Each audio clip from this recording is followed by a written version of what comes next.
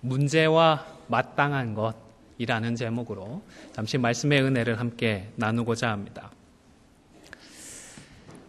평신도 사역을 하셨던 D.L. 무디 선생님이 한 번은 노스필드 스쿨에 있는 학생들에게 상금을 500불 정도의 상금을 걸고 뭐라고 할까요? 일종의 명언 대회라고 할까요? 좋은 글을 이제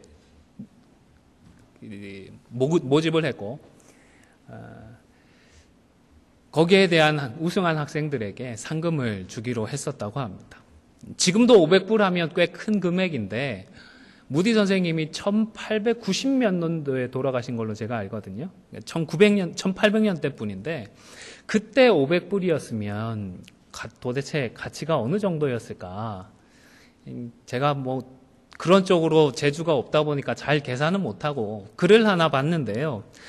1914년에 20.7불이 현재로는 485불 정도의 가치가 있다. 그렇게 누가 정리를 하셨더라고요.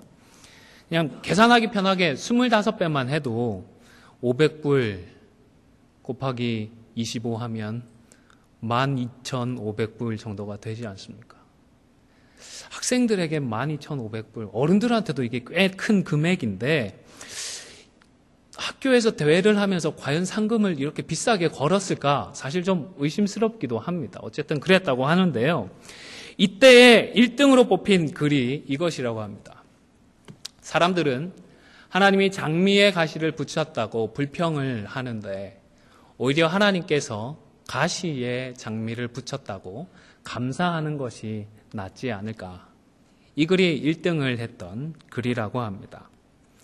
언제나 함께 있는 그 장미꽃과 가시를 바라보면서 누군가는 가시를 바라보며 불평을 할 것이고 또 누군가는 장미꽃을 바라보며 감사할 수도 있을 것입니다. 과연 나는 어느 쪽일까? 불평하는 쪽일까? 감사하는 쪽일까? 좀 생각해 보았습니다. 여러분은 어느 쪽에 주로 계신 것 같으십니까? 사실 장미꽃에는 가시가 있듯이 우리 교회와 성도들에게 가시처럼 쫓아다니는 것들이 있습니다. 문제라고 하는 것이 참 성가시게 우리를 쫓아다닙니다.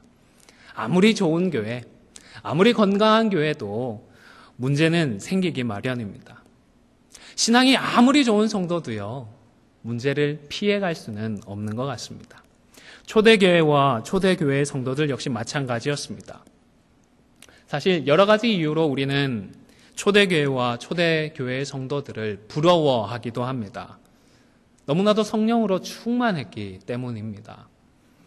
또 병자들이 회복되고 죽은 사람들이 회복되는 이적과 기사가 나타났습니다. 병원까지 비싼 돈 들여서 찾아갈 필요도 없고 사도들에게 달려가서 기도 한번 해주십시오 하면 나았는데 얼마나 신이 났겠습니까? 예수님의 십자가와 부활을 직접 목격하고 그 증인으로 살아가는 12명의 사도들이 함께 있었고 또 오늘 본문 1절을 보면 계속해서 교회가 성장하고 있었습니다. 폭발적이고 지속적인 교회 성장이 있었던 것입니다. 수고하고 노력하는데 복음을 전하는데 가시적인 괄목할 만한 이런 열매들이 손에 잡히고 눈에 보이는데 얼마나 기뻤겠습니까? 뿐만 아닙니다. 서로 유무상통하고 그리스도의 사랑이 정말로 아름답게 나누어지는 모습이 있었습니다. 그래서 초대교회처럼 돌아갔으면 좋겠다. 그때의 모습으로 우리도 회복하면 좋겠다라고 기도하는 경우도 많이 있습니다. 그런데 이런 교회였지만 이 교회도 문제를 피해갈 수는 없었습니다. 외적인 문제가 있었습니다. 복음이 흥왕하는 것을 바라보면서 사도계인들을 위시한 유대인들이 교회를 핍박하기 시작했습니다. 외적인 문제만 있었던 것도 아닙니다. 내적인 문제도 있었습니다. 오늘 우리가 읽었던 본문 1절 말씀을 다시 보시면 그때의 제자가 더 많아졌는데 헬라파 유대인들이 자기의 과부들이 매일의 구제에 빠짐으로 히브리파 사람을 원망하니 했습니다. 교회 안에 있었던 내적인 문제 하나가 소개되어 있는 것입니다. 그런데 여러분 자세히 보시면 아시겠지만 단순한 문제가 아닙니다. 다소 복합적으로 얽혀있는 그런 문제였습니다. 맨 처음에는 교회에서 매일매일 구제하는 그 구제 중에 과부들 중에서 누락되는 분들이 있었습니다. 사도들이 굉장히 신경을 쓰고 조심을 했겠지만, 신중했겠지만 그 구제에서 누락되시는 분들이 발생하고 말았던 것입니다. 사도들은 실수로 그렇게 했을 것입니다. 하지만 또 당사자 분들에게는 단순히 지원금을 조금 못 받게 되는 그런 정도가 아니었습니다. 구제에서 제외된다는 것은 생과 사의 갈림길로 내몰리게 된다라는 그런 의미였습니다. 물론 오늘날에는 남편이 먼저 죽었다고 해서 남겨진 아내의 인생이 완전히 끝나는 것은 아닙니다. 혼자 남아서 아이들을 돌보며 살아가는 것 참 버겁고 힘겨운 일입니다. 저희 어머니도 50대 중반에 혼자 되셨거든요. 저희들이 어리진 않았으니까 저희들을 양육할 부담은 없으셨지만 쉽지 않으신 것 같아요.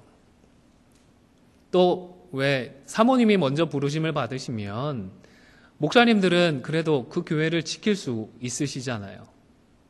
재혼하시는 목사님들이 생각보다 많이 계시더라고요.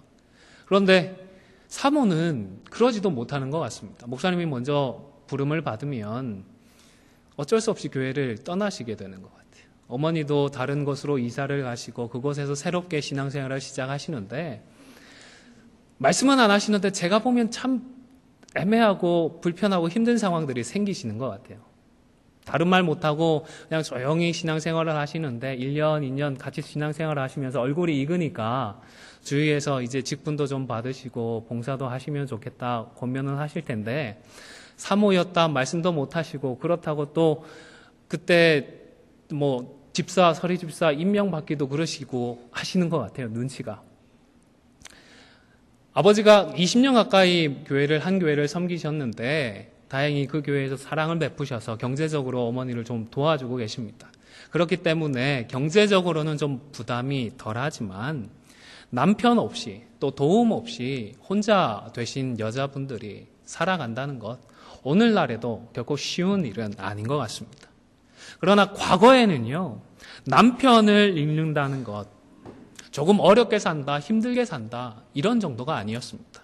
하루아침에 사회에서 가장 최하층 계급으로 최고 빈곤층으로 전락해버리는 일이었습니다. 사회 구조상 남들의 도움이 없으면 결코 살아남을 수가 없는 분들이었습니다. 생존의 기로에 놓이게 되는 것이었습니다. 그래서 그나마 유대 사회에서는 과부로 되신 분들을 도와주는 제도가 있었습니다. 매주 금요일마다 극빈자들에게 총 14끼에 해당하는 구제금을 지원을 했습니다. 하루에 2끼로 계산을 해서 일주일씩 먹을 수 있는 음식을 제공하는 그런 개념이었습니다. 그 덕에 겨우 입에 풀칠이라도 하면서 지낼 수가 있었습니다. 그런데 예수 믿는 분들에게는 상황이 달라졌습니다. 하루아침에 이 구제에서 배제되고 말았습니다. 유대교에서 배신을 했다. 배교한 사람들이다 해서 구제금을 더 이상 지원하지 않았던 것입니다. 다시 말해서 예수를 믿기 때문에 사회적으로 매장이 되고 실제의 삶에서까지 사지로 내몰리고 있었던 것입니다.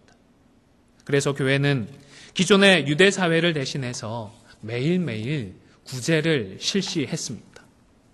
그런데 문제는 교회와 성도들의 능력이 제한이 되어 있었다는 점입니다. 오늘처럼 일주일에 한 번, 한날 한시에 한자리에 모여서 예배를 드리면 우리 교회 교인이 누구구나 어느 정도 파악이 됩니다. 사실 큰 교회 가면 담임 목사님들이 10,000명 이렇게 되시는 성도들이 되시는 교회 가면 담임 목사님들이 그 10,000명의 성도를 다 아실까라는 의문이 들면서도 다 알만한 분들한테 그런 사명을 주시지 않았을까라는 생각을 하기도 합니다. 어쨌든 사도들도 참 열심히 했지만 그러나 구조적으로 실수를 할 수밖에 없던 상황이었던 것입니다. 그런데 1절을 자세히 보시면 이 첫 번째 문제가 미처 해결되지도 않은 채에 또 다른 문제들이 파생되고 있다는 사실을 알 수 있었습니다. 문제는 분명히 과부들 중에서 구제에서 빠지는 일이 발생했다라는 이것이었는데 어느새 헬라파 유대인들이 히브리파 유대인들을 원망하는 그런 문제로 문제가 발전이 되어 있었던 것입니다. 여러분 이상하지 않으세요? 불평을 하고 원망을 해도 누가 누구에게 불평하고 원망해야 되죠?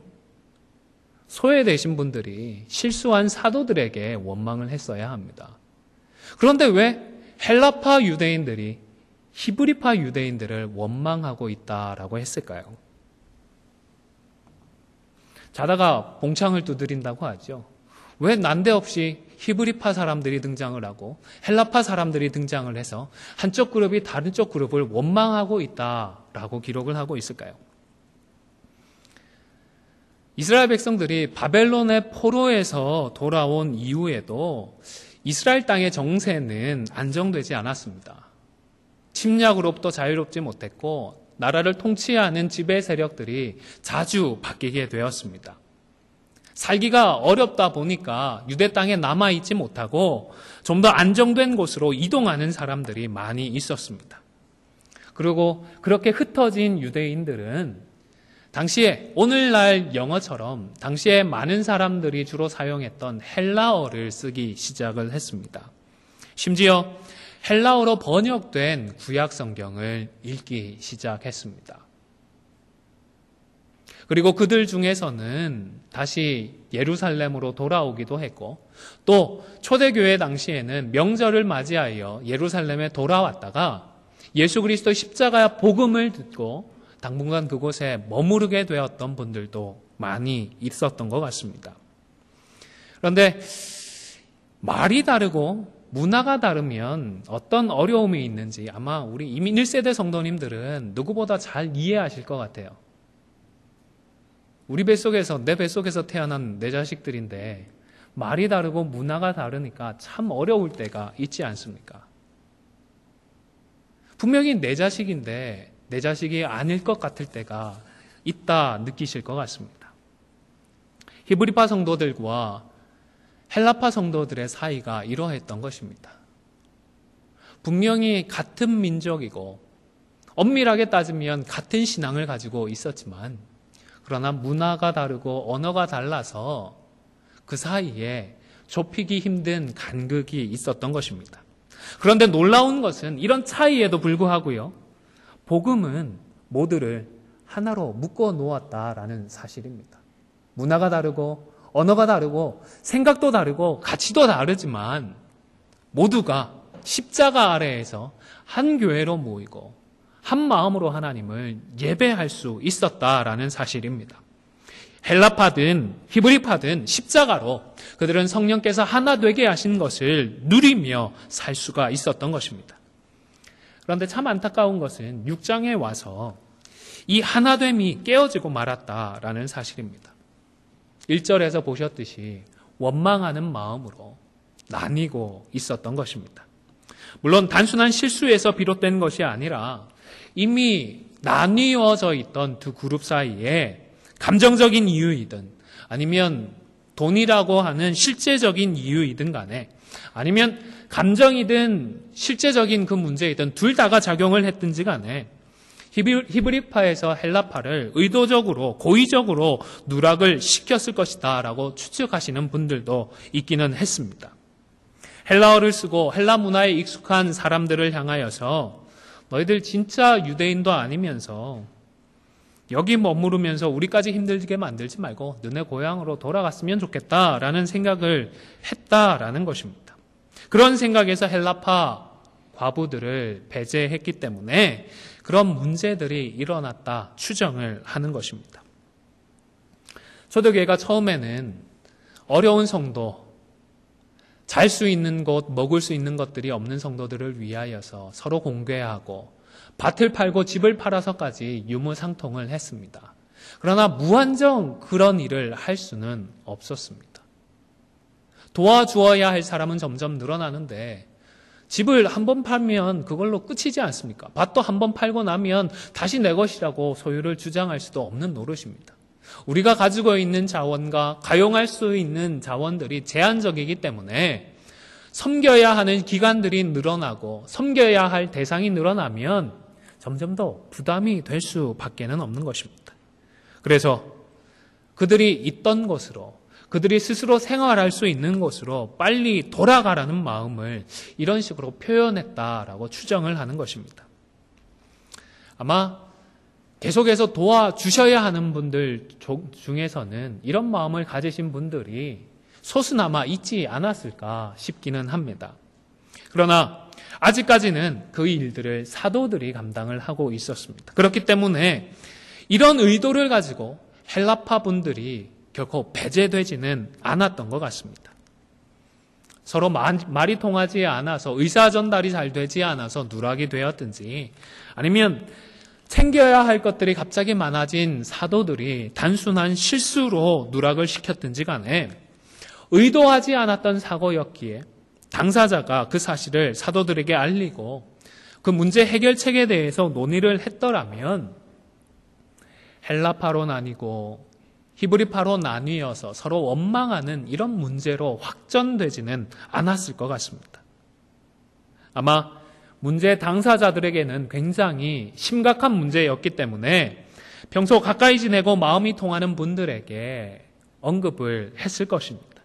그런데 이 과정에서 사실만이 전달되는 것이 아니라 문제를 해결하기 위한 노력들하고 그 노력을 위한 수고를 하는 대로 나아가기만 하는 것이 아니라 불안정한 감정들까지 전달이 되었던 것 같습니다. 말을 주고받는 중에 누군가는 서운한 기색을 표현을 했을 것 같습니다. 그리고 그 서운한 기색에 부정적인 추측들이 점점 더해졌습니다. 그리고 그것들이 마치 눈덩이가 불어나는 것처럼 사람들의 마음속에 자리 잡기 시작하더니 어느새 확신처럼 굳어지게 되었던 것 같습니다. 결국 헬라파 사람들이 히브리파 사람들을 원망하는 지경에 이르고 말았던 것입니다. 여러분, 한 배에서 태어나도 정말 다르지 않습니까? 한 형제지간이지만 생각들이 달라서 때때로 다투기도 합니다. 투닥투닥 막 부모님들의 마음에 거슬리게 행동을 하기도 합니다. 하물며 완전히 남인 사람들이 함께 모여서 하나님의 그 한 뜻을 이루며 살아간다는 것이 결코 쉬울 수가 없습니다. 그 속에서 문제라고 하는 것이 없을 수가 없는 것입니다. 그렇기 때문에 혹 문제가 생기면 그 문제 때문에 부정적인 생각이나 부정적인 감정들이 나누어지지 않도록 우리는 조심을 해야 합니다.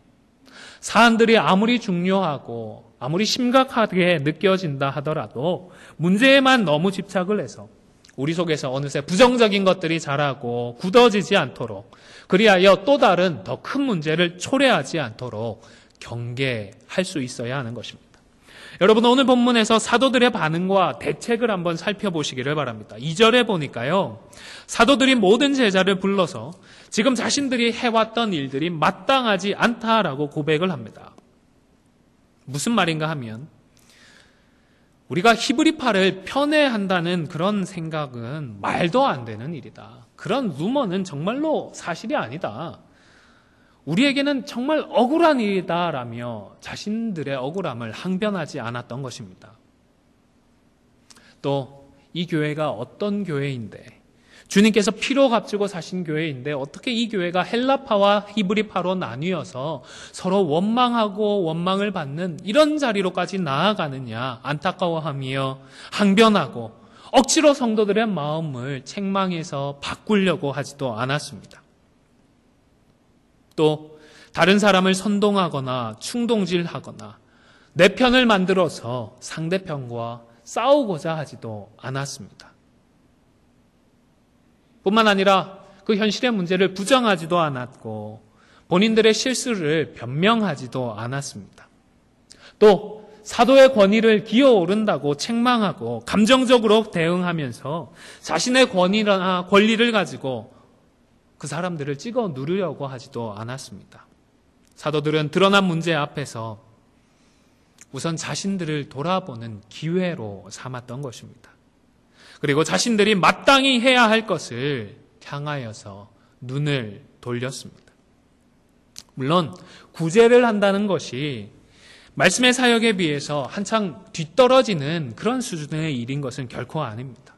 구제를 하는 것도 정말 귀한 일입니다. 하지만 사도들은 자신들이 마땅히 해야 하는 일에 전념을 하고 지금의 이 문제를 위하여서는 그들 못지않게 잘 섬길 수 있는 사람들을 세우자는 건설적인 의견을 제시했던 것입니다.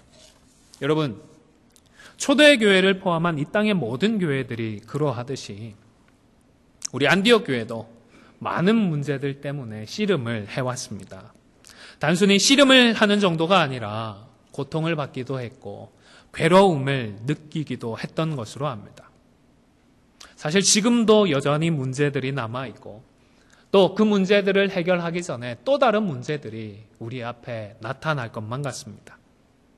여러분, 문제들을 보실 때마다 그 문제들을 회피하지 마시기를 바랍니다. 또 문제만 생각을 해서 부정적인 것들이 교회와 성도들 가운데에 확대, 재생산되지 않도록 또 고착되지 않도록 조심할 수 있기를 바랍니다.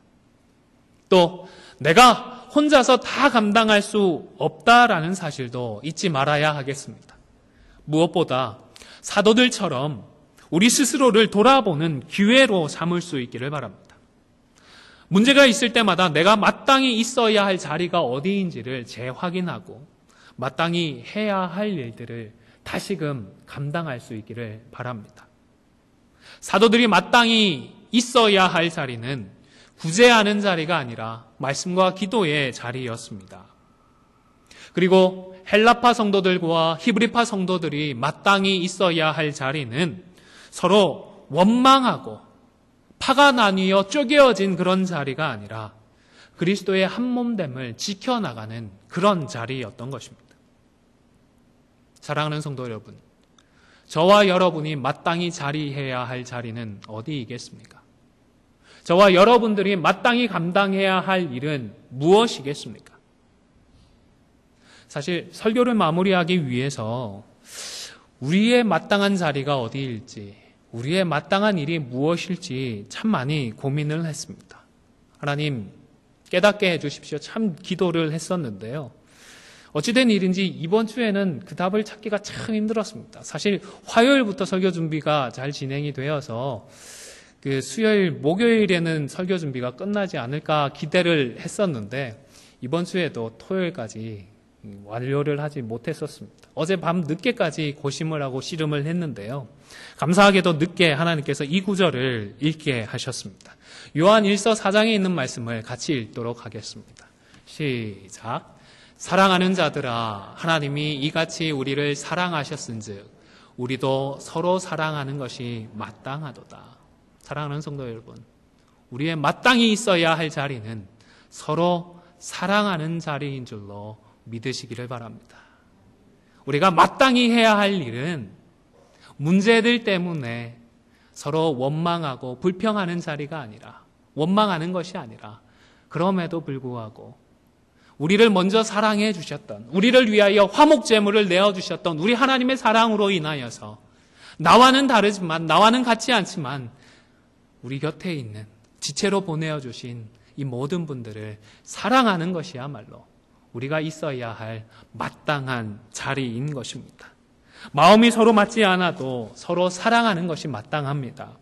생각이 다르고 의견이 달라도 서로 사랑하는 것이 마땅합니다. 다 다른 우리를 위하여서 우리 주님이 피를 흘려 주셨기 때문입니다.